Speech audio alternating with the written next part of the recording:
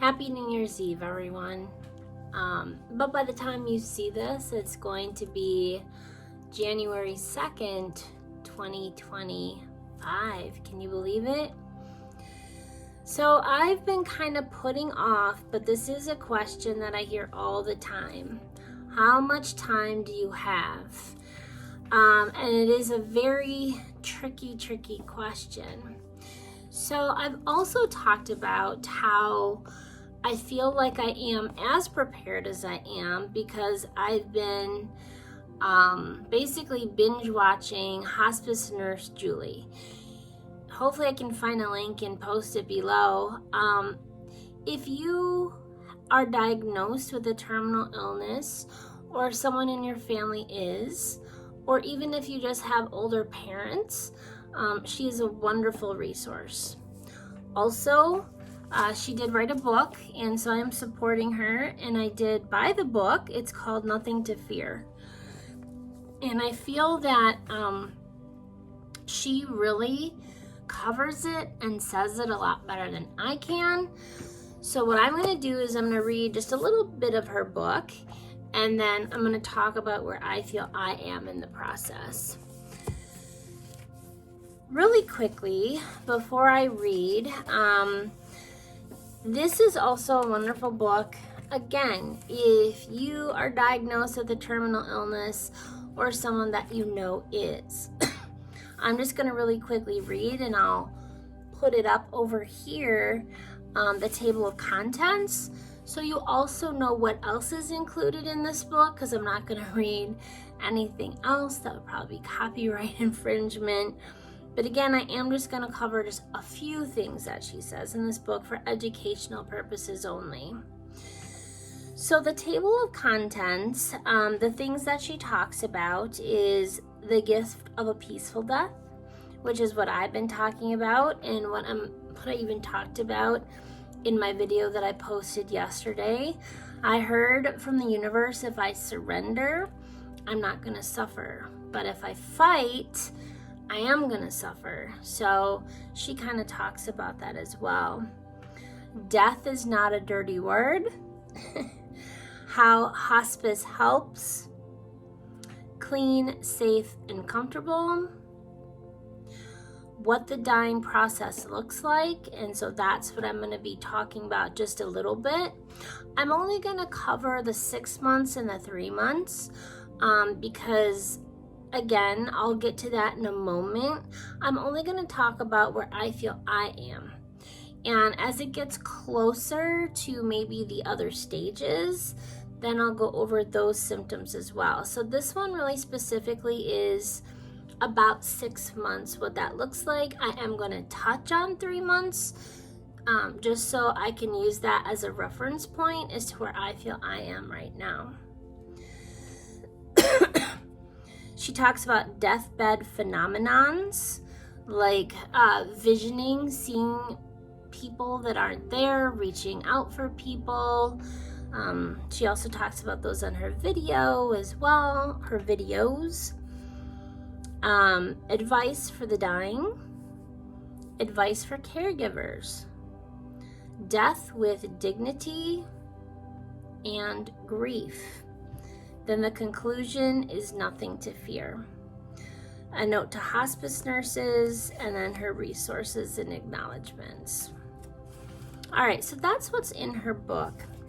And I'm only going to read about 2 to 3 paragraphs from the chapter, what the dying process looks like on page 74 and 75, because I feel that is a wonderful introduction, and that is also really explains why I feel I can't really tell people what the timeline is.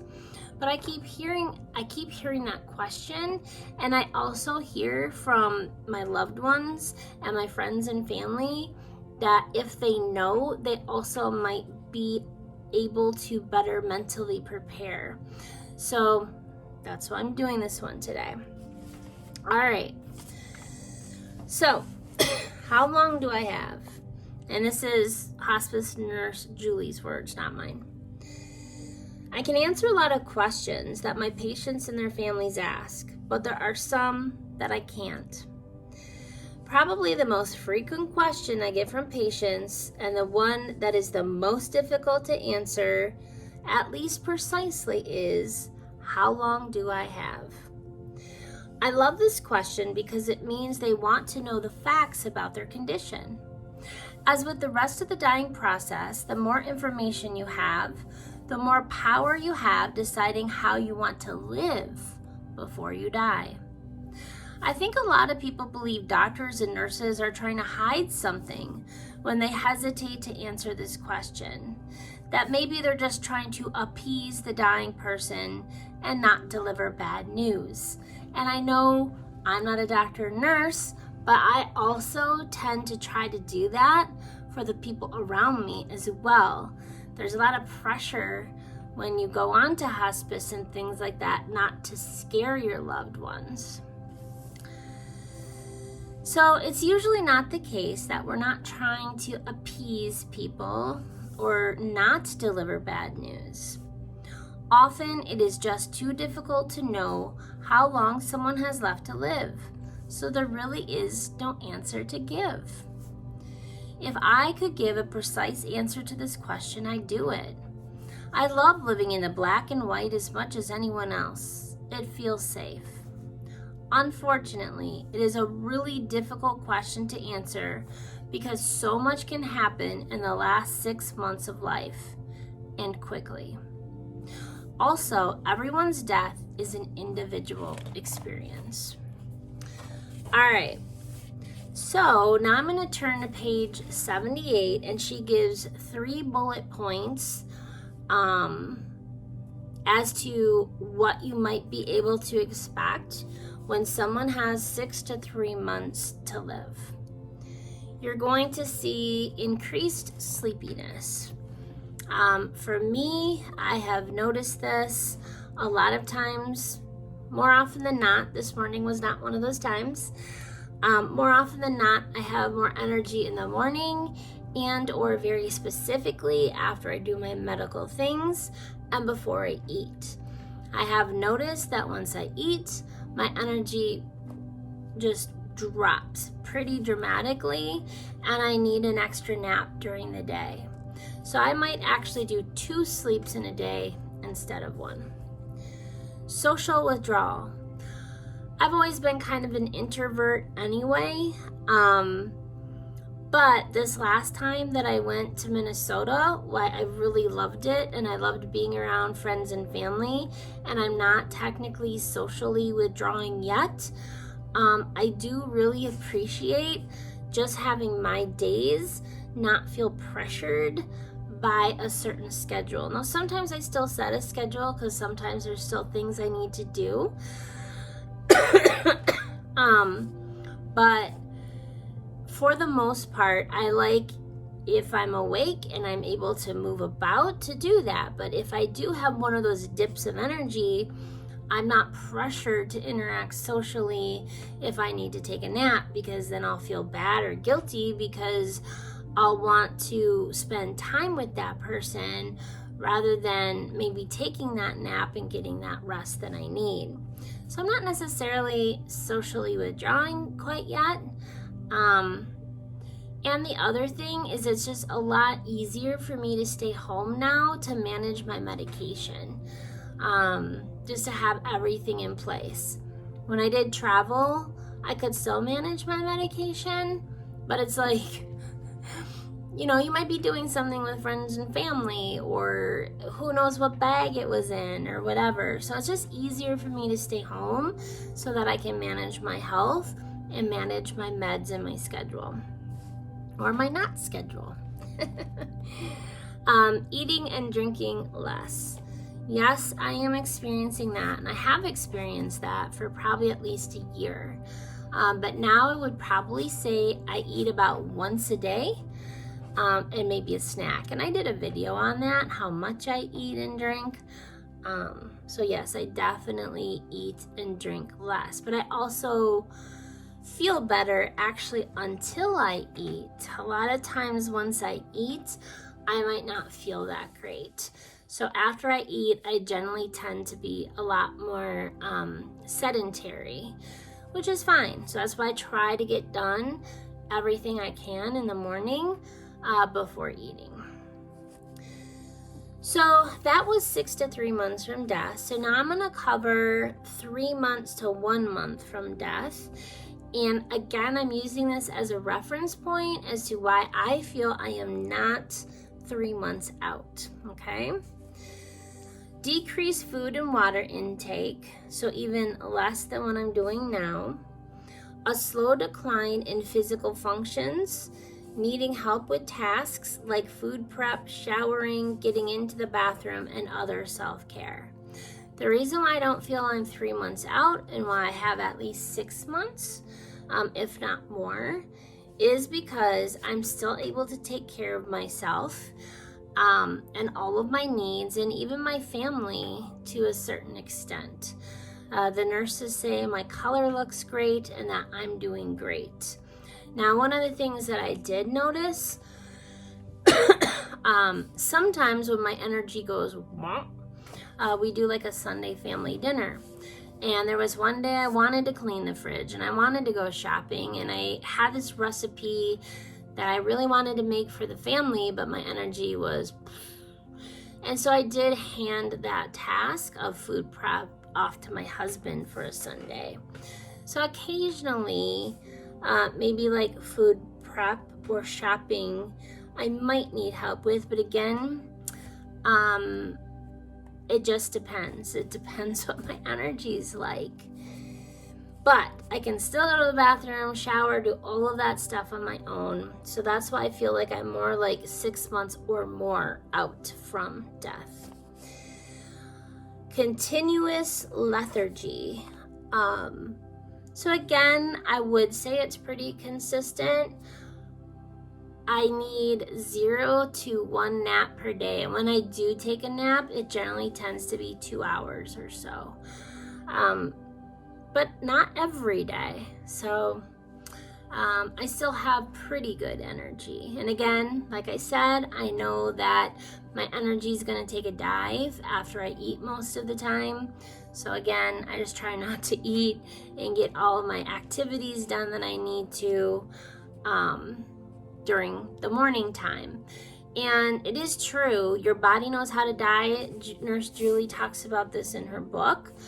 I'm not hungry, I'm not thirsty, so it's not uncomfortable for me. Let's see, gradual mental decline, including some intermittent disorientation or confusion. Now, I'm pretty with it for the most part. There might be a moment here or there, but I don't think it's really related to the cancer or hospice or anything like that. I think it's more related to trauma that I experienced as a child. The way that I like to explain my memory is that certain moments, especially during a day, might be like a very well-defined watercolor painting, and then once that moment has passed, it's almost like someone's taken water and dumped it on the painting and it kind of blurs. And so I've also been really, really intentional at living in the now moment. So I don't think a lot of my cognitive decline, I'm not really cognitive declining. I think it's just selective memory, more related to past trauma.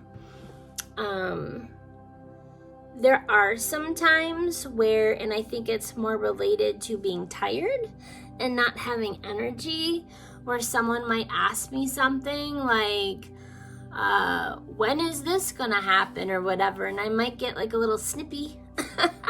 I'm like, I don't know. I'm like, I just wake up in the morning, I create a schedule for myself, and I either keep it to myself or I send it out to other people. Again, I do think that it's really, really related to living in the now moment, and maybe a little bit of it could be related to the cancer. I don't know, but for the most part, I'm pretty with it and I can handle everything. and I'm on top of everything. So again, that's why I feel I am not 3 months out from death. I am 6 months or more. Okay. Possibly becoming homebound or bedridden. I am not there at all. So that is my answer. My answer is that I feel like I have at least 6 months, if not more than that. So with hospice, how you qualify is 2 doctors need to say that you have 6 months or less to live in order to qualify for hospice.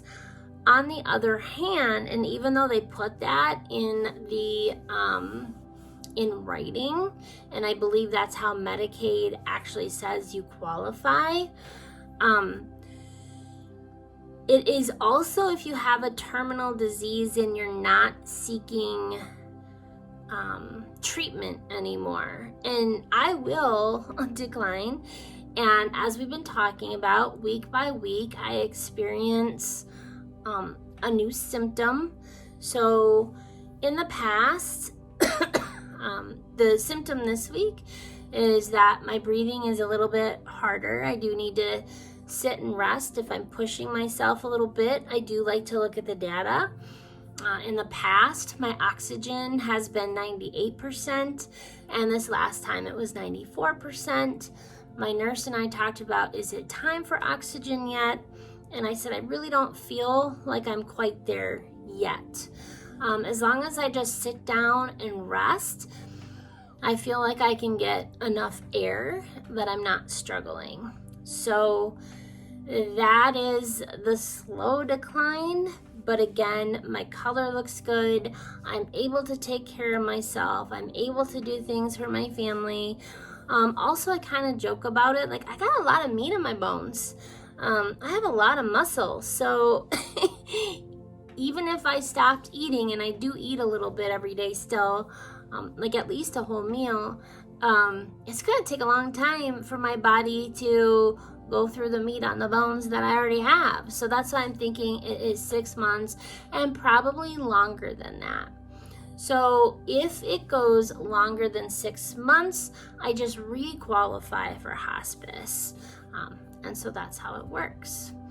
So as I said, I'll continue to share weekly or whatever, any changes that I notice. And if it gets closer to the 3 months, I will definitely let you know. But I think that's not really going to be for at least 6 months or so. So I hope that that's helped somebody out there who has had that question. And again, if you have questions, if you've been diagnosed with a terminal illness or you know somebody who has, I highly recommend this book by hospice nurse Julie, Nothing to Fear, because it kind of covers everything that you need.